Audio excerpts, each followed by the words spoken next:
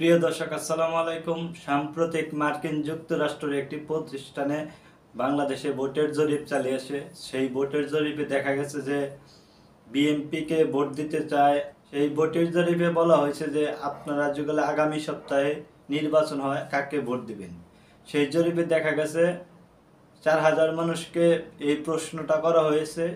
সেই মানুষগুলা বলেছে 30% মানুষ বলেছে যে বিএনপিকে ভোট দিবেন, আর জামাত ইসলামীকে ভোট দিবেন বলেছে 26% মানুষ, আর জাতীয় পার্টিকে বলেছে 5% মানুষ, আর 8% মানুষ ভোট দিবে না এরকম কোন রাজনৈতিক দলকে, আর 4% বলেছে ইসলামী আন্দোলন বাংলাদেশকে। প্রিয় দর্শক, দেখুন আজকে বিএনপির কাছাকাছি চলে গেছে বাংলাদেশ জামাত ইসলামী। এটা কি হওয়ার কথা ছিল? বাংলাদেশ জামায়াত ইসলামী 26% মানুষ, এই জরিপে দেখা গেছে 26% মানুষ জামায়াত ইসলামীকে ভোট দিতে চায়। এই জায়গায় ভোটের পার্সেন্টেজ ডিফারেন্স কত? মাত্র 4%।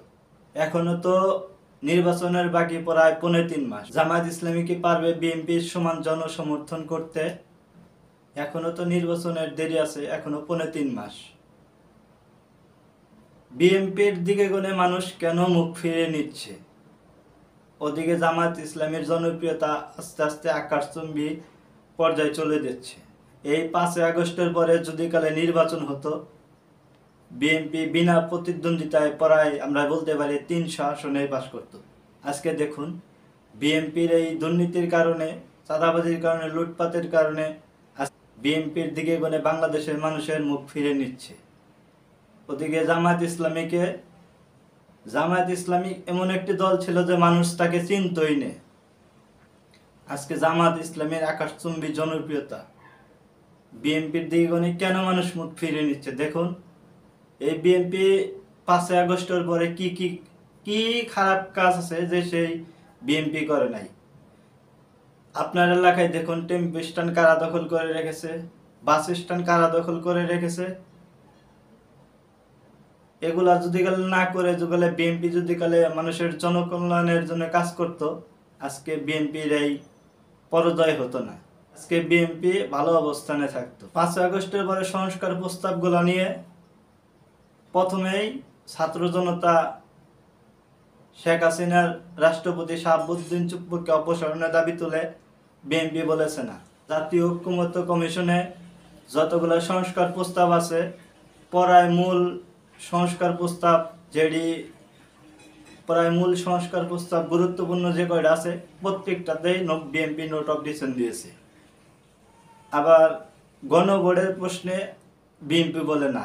আপনারা জানেন বিএনপির যত কর্মী ছিল তারা সবাই গণভোটের নার পক্ষে প্রচারণা চালাইছে। ওদিকে আওয়ামী লীগও গণভোটের নার পক্ষে প্রচারণা চালাইছে। আমার মনে হয় এসব সিদ্ধান্তের কারণে বিএনপির জনপ্রিয়তা আস্তে আস্তে তলানির দিকে যাইতেছে।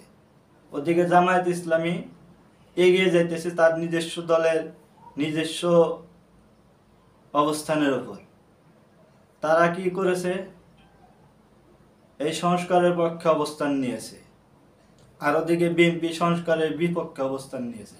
আমার মনে হয় এই কারণে বিএনপির জনপ্রিয়তা আস্তে আস্তে কমতেছে। আর অনেকগুলা কারণ আছে। বিএনপির ভারপ্রাপ্ত চেয়ারম্যান এখনো দেশে আসে নাই। প্রায় শেখ হাসিনার পতন হয়েছে প্রায় 1.5 বছর হয়ে গেল। এ জায়গায় আমি আপনি হলে কি করতাম? আমি আপনি হলে তো যে যখন শুনলাম যে শেখ হাসিনার পতন হয়েছে তখনই তো আমরা বাংলাদেশে ফিরে আসতাম। আজকে 1.5 বছর হয়ে গেলে এখনো তারেক রহমান দেশে ফিরে নাই।